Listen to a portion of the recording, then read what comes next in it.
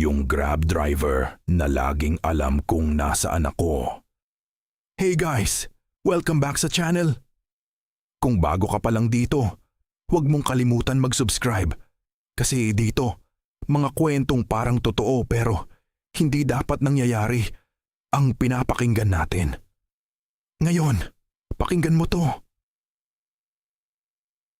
Hindi ako naniniwala sa mga creepy stories online. Pero nagbago yun isang gabi. Kasi may Grab driver na. Parang laging alam kung nasaan ako kahit hindi ko sinasabi. Normal na gabi lang yun. Around 11:00 ng gabi. Galing ako sa overtime sa trabaho. Pagod, gutom at gustong umuwi agad. Nag-book ako ng Grab. Usual lang. Wala namang kakaiba sa umpisa. Nag-message yung driver. Sir, nandiyan ka pa sa loob ng building? Sagot ko. Oh, palabas na. Pero ang weird, hindi ko pa naman siya sinasabihan ng exact location ko sa loob. Lobby pa lang ako. Akala ko coincidence lang. Pagpasok ko sa car, tahimik lang. Pero after a few minutes, nagsalita siya. Sir, madalas ka po bang mag-overtime dito sa building na to? Medyo napapos ako. Sabi ko, oo, pero bakit? Sagot niya. Kasi alam ko na po yung routine nyo. Natawa pa ako konti. Stalker ka ba? Biro ko. Hindi siya sumagot agad. Next trips ay same driver ulit. Iba-ibang araw, pero siya pa rin lumalabas. Hindi ko naman siya fina-follow pero somehow, siya laging assigned sa akin. One night, nagulat ako kasi nag-send siya ng message. Sir, baba ka na po. Nasa likod ka ng building na ngayon. Tumingin ako sa paligid ko. Tama siya. Nasa likod nga ako ng building. Wala akong sinabi kahit kanino. Kinabahan na ako. Kinabukasan, nagtanong na ako.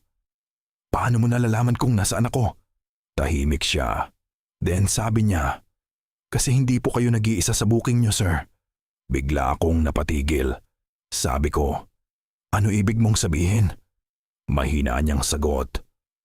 May isa pang account na laging nagbo-book para sa inyo. Gamit ang pangalan niyo. Nanlamig ako. Sabi ko, impossible. Ako lang to. Pero bigla siyang nag-send ng screenshot. Same name ko. Same profile pic. Same number. Pero hindi ako yon. Last message niya bago niya ako i-drop off. Sir, next time wag niyo na po i-ignore yung account na yon. Tumingin ako sa phone ko. May notification.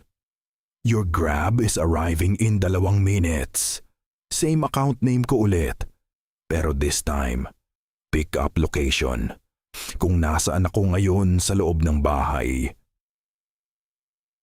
Hanggang ngayon, hindi ko pa rin alam kung sino yung nagbo-book para sa akin.